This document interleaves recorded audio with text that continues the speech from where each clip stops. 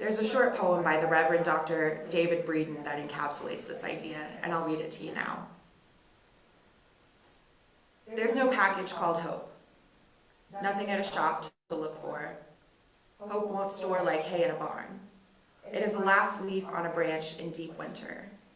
It is a singular thing, firm when it's found, a hand reached out, a word to the marrow. Hope is fine-grained, like lavender gone to seed, gossamer, a moth's wings. There's no weight called hope. It's a hand, a whisper, a moment shared, nearly not there, but like a shadow, they're all the same. Should I go grab him? Yes, I'll take somebody needs to. I'll do it. You keep going, you keep reading. Some of our youth have written about what hope does and does not look like for them right now, and I'm going to read that to you as well. I think it's important that we listen to what they have to say, both because we have so much to learn from them and because they deserve for us to be accountable to them. Here's one of the pieces.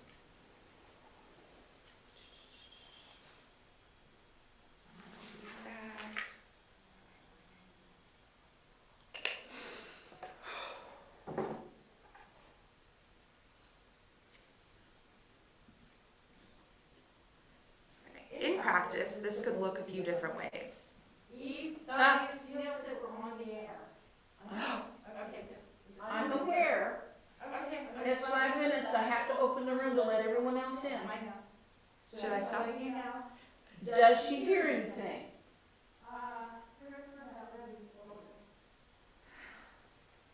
Does she hear anything? Because I've got all the sound shut off. Okay. Then I'm sure it's fine. I can hear everything. Oh, hi. Just practicing. Okay. Okay.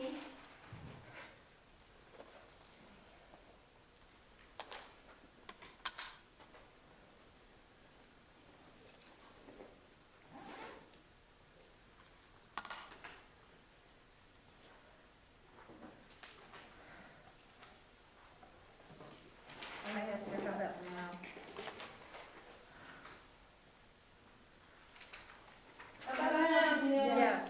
Yes. She still said yes.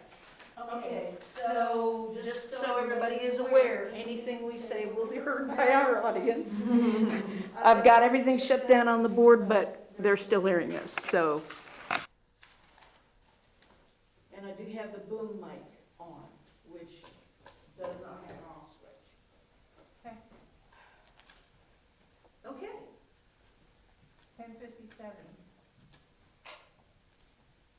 Chris, whenever you're ready. Oh, okay.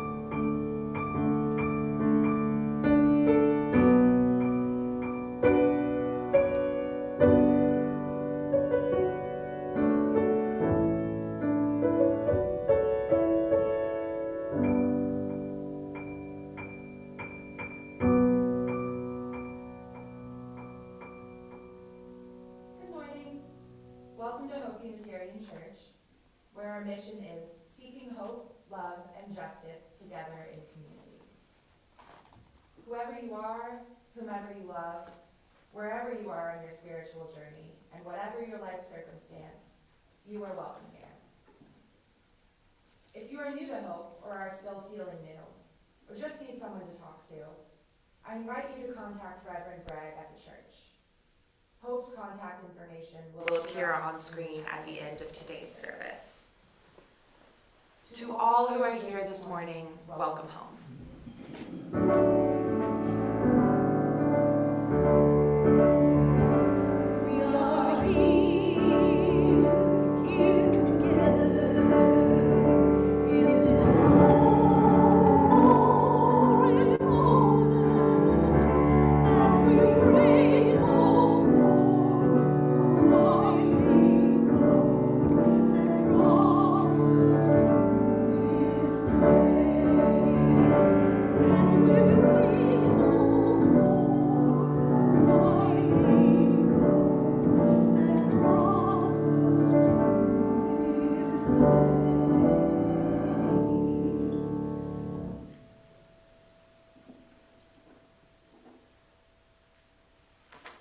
The flaming chalice, symbol of our living faith, burns brightly.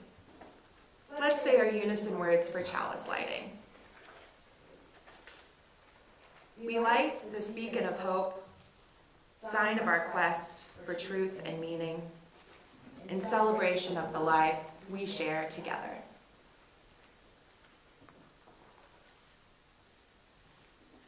There is hope in the opening of a flower. There is hope in the struggle for justice. There is hope in the music of the ages. Give us the spirit of hope now and always. Please join me in reciting our living covenant. Love is the spirit of this church, and service is its law. This is our great covenant, to dwell together in peace, to seek the truth in love, and to help one another. Please lift your voices to sing hymn number 1006 in the Teal hymnal, titled In My Quiet Sorrow.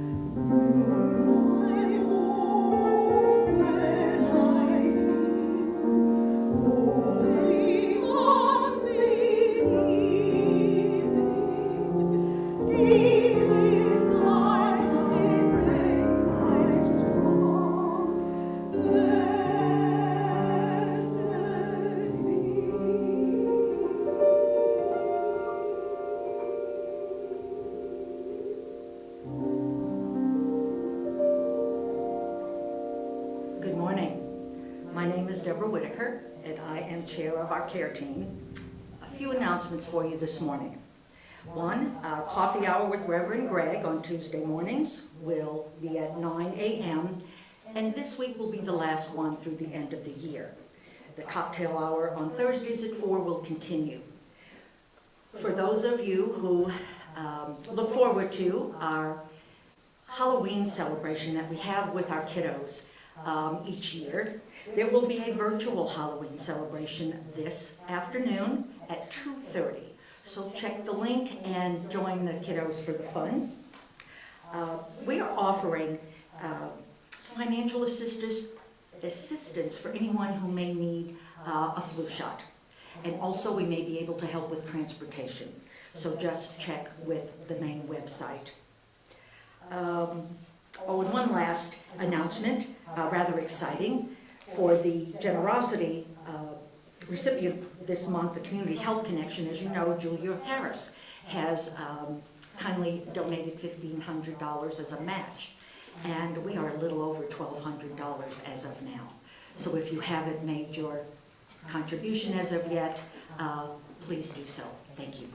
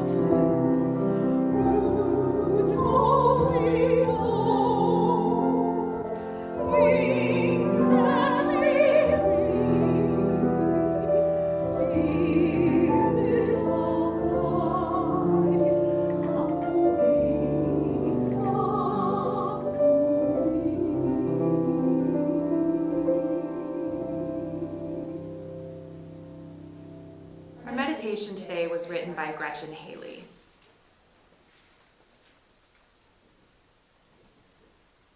There is too much beauty in this world to give up on it yet. And it is always too soon to surrender to cynicism.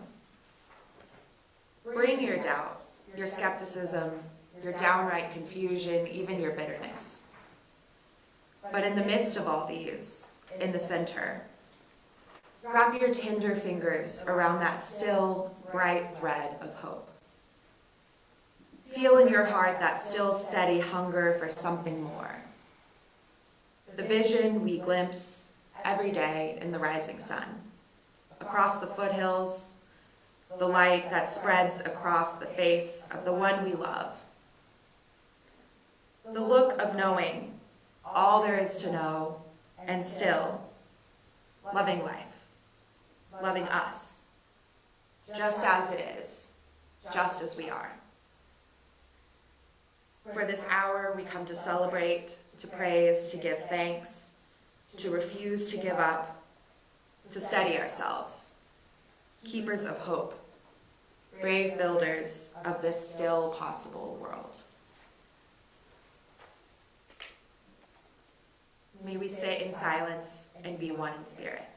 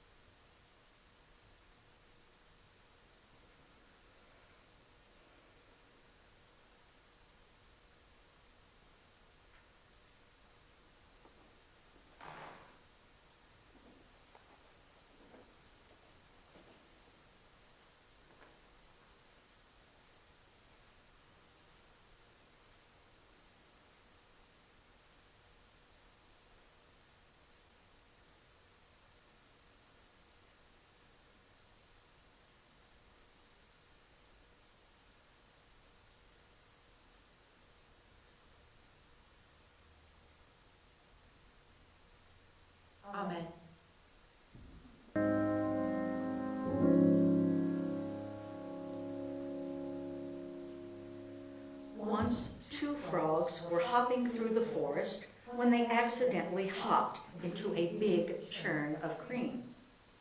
The sides of the churn were so thick and slippery that there was no place to hold on to, so the frogs had to swim in circles to stay afloat. The older frog said, "Don't lose hope. Life is a circle. There are bad times and there are good times. One must endure the winter to see the spring." The young frog was not so sure, and he said, "You're wrong, we're going to die, I tell you." And the older frog said, "We must keep hope alive. For if hope dies, we too will die. But if we keep hope alive, we will live to see another sunrise." But the younger frog was already starting to lose hope, and he began to sink down into the creamy liquid. "Keep hope alive, keep hope alive," cried the older one. Then the younger one started repeating, slowly at first, "Keep hope alive, keep hope alive." The more they repeated the words, the stronger they felt. And the more strength they had, the better they could swim in circles. As they swam and swam around and around in circles, an amazing thing happened. They realized they weren't sinking anymore. The cream had turned to butter. The two frogs were able to hop off the butter and out of the churn. They landed on the ground just in time to see a beautiful sunrise. The older frog said to the younger one, "Remember, my son, life is a circle. Despair may last for a night, but joy comes in the morning." And the two frogs hopped away into the woods.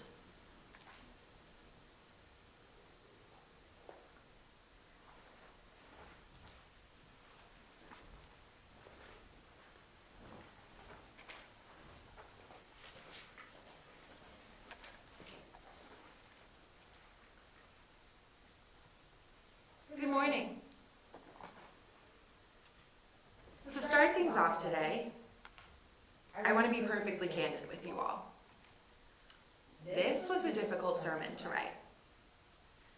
Our theme this month is hope, which has been a rare commodity in my circles recently.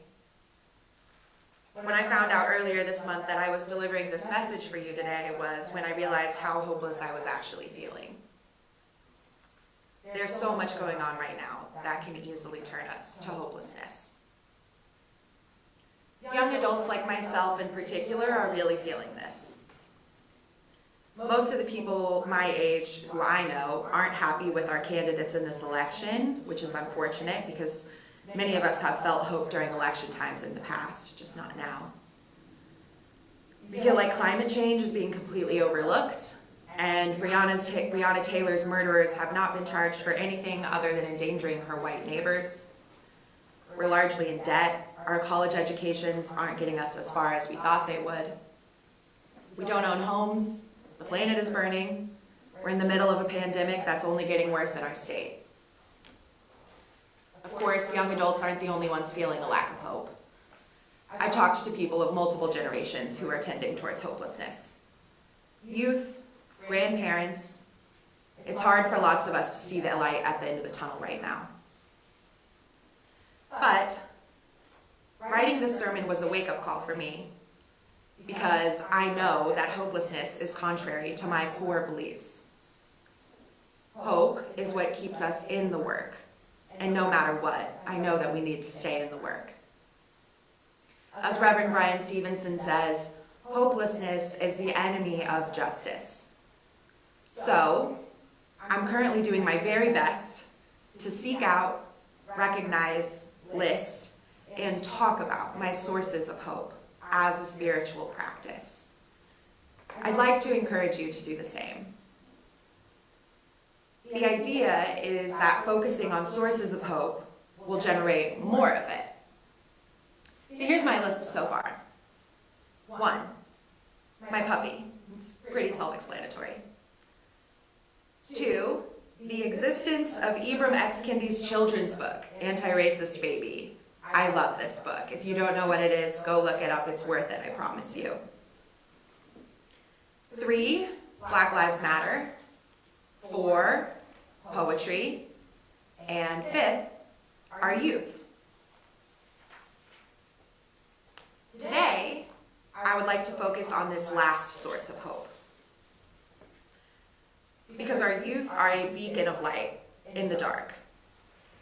They know so much more than they're often given credit for, and it's been an absolute pleasure to watch them articulate their beliefs and participate in meaningful conversations about the state of our world. Every week, the youth group does a check-in, which is a safe space for us to honestly talk about how we're doing on that given day. We use the stoplight system, and feel free to steal this. I'd love to give credit for it, but I honestly have no idea where it came from. It's pretty straightforward. If they're green, they're doing really well. If they're yellow, they're doing so-so, and if they're red, they need immediate assistance. Oftentimes, some of us will be orange or chartreuse, but along with the stoplight system, I ask a probing question. A couple of weeks ago, I asked the youth what gives them hope and what takes it away. Surprisingly, to me, a good portion of our youth responded, the election, for both what gives them hope and what makes them feel hopeless. This struck me because none of our youth are even eligible to vote in this upcoming election. Yet, it is at the forefront of their minds, just like it is mine. Their answers made me realize that I'd been limiting my own definition of hope to things I can partake in, or things I feel like I can have some control over. But the youth, who don't get to cast a ballot in this election, are still hopeful about it. This revealed 2 things to me.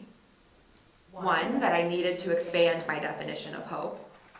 And 2, we cannot let these youth down. I do not believe that having hope has to feel like intense giddiness or some other large quantity of overwhelmingly positive feelings about the future. It can start with a spark.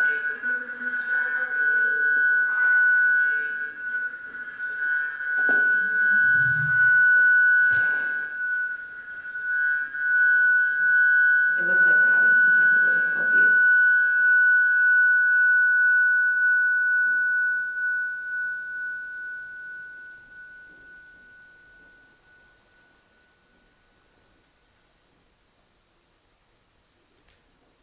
Okay. Great, thank you. I do not believe that having hope has to feel like intense giddiness or some other large quantity of overwhelmingly positive feelings about the future.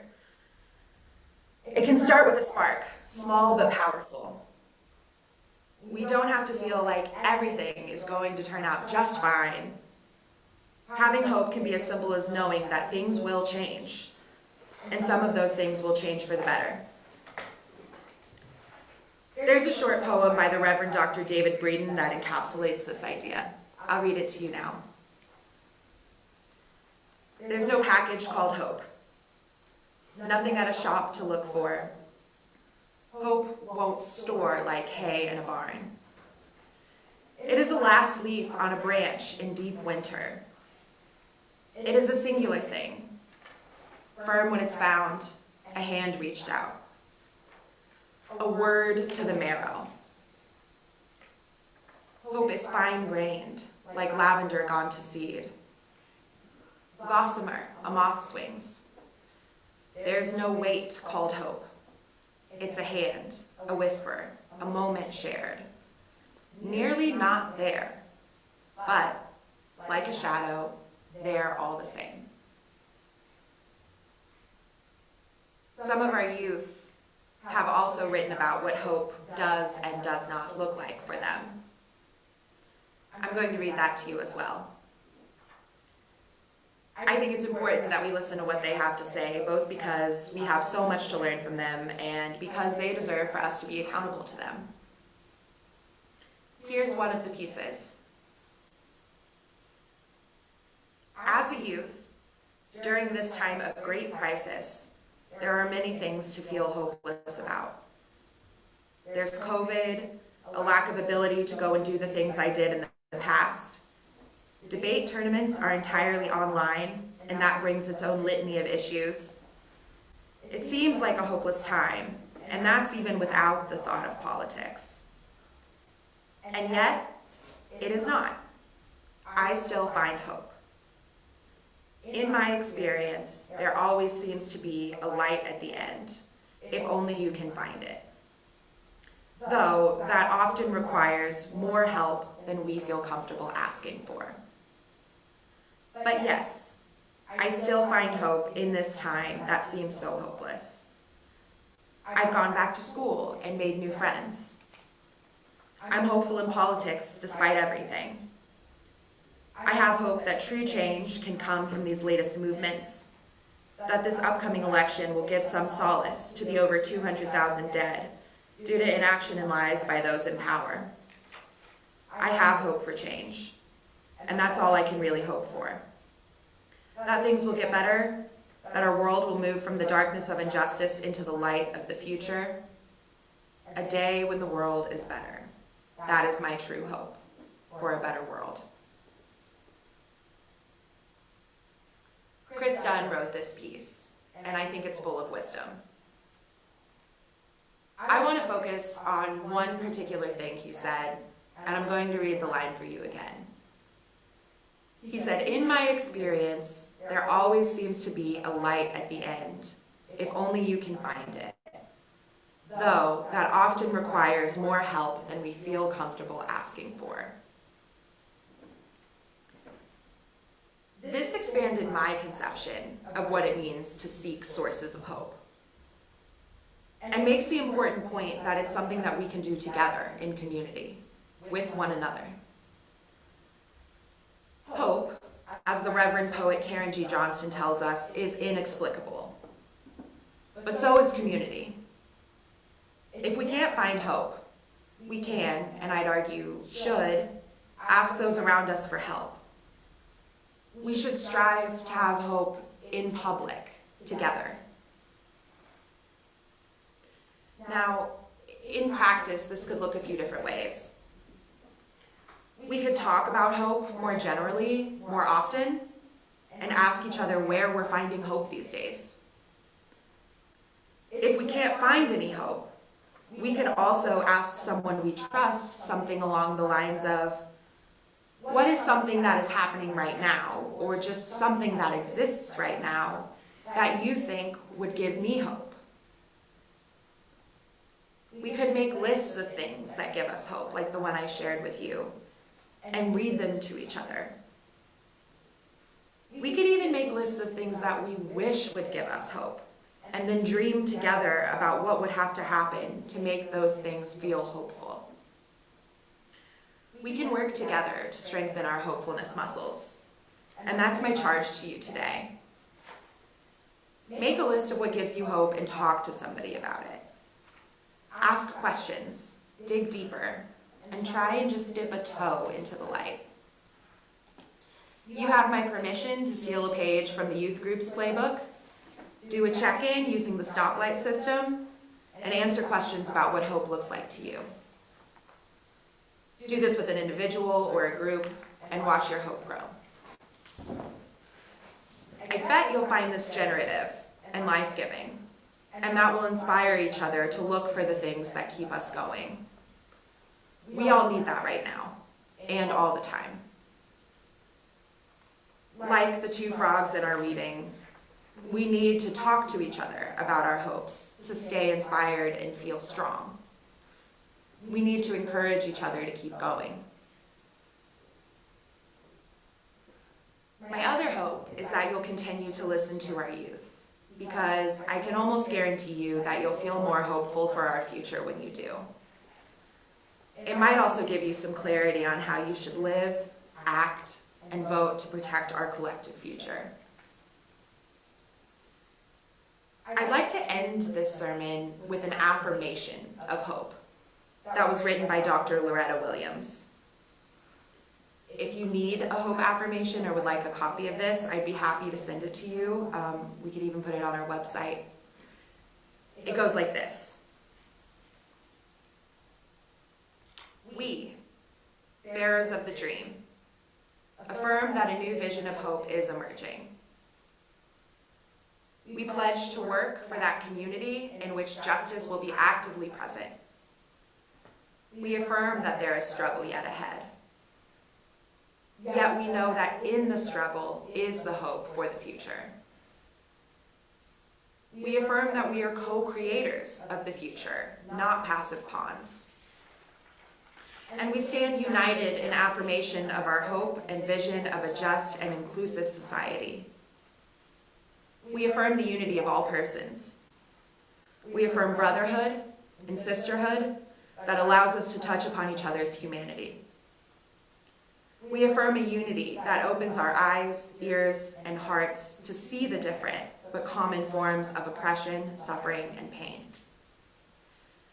Yet, we are one in the image of God, and we celebrate our hopes for human unity. Within ourselves and within the gathered community, we will discover the strength not to hide in indifference. Affirming that hope, publicly expressed, energizes and enables us to move forward. Together, we pledge action to transcend barriers. We pledge to make our tomorrows become our todays. So, I hope you seek to identify the things that make you feel hopeful. And I hope you feel some light. I hope you feel clear-headed and open to the possibilities of building beloved community into the future. I hope you feel safe and well-loved. I hope you ask for help when you need it. Thank you to our youth for being beacons of light in the dark and for helping me dream about what our collective tomorrows could look like. And thank you to you for joining us this morning. Amen.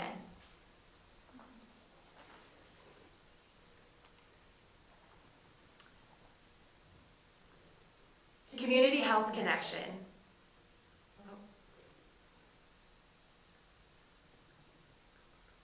One second. Community Health Connection is our October generosity recipient. They are a key provider of a full range of comprehensive, primary, and preventive health care for all ages. They serve those with and without insurance, those with Medicaid or Sooner Care, Insure Oklahoma, and Medicare. In addition, they serve those who do not have a medical home where their language is spoken, and vulnerable populations. Church member Julia Harris is graciously giving a $1,500 matching grant, and we're so close to reaching that number, so let's be sure to match it today. May today's offering reflect our highest aspirations for the work of this church in the world.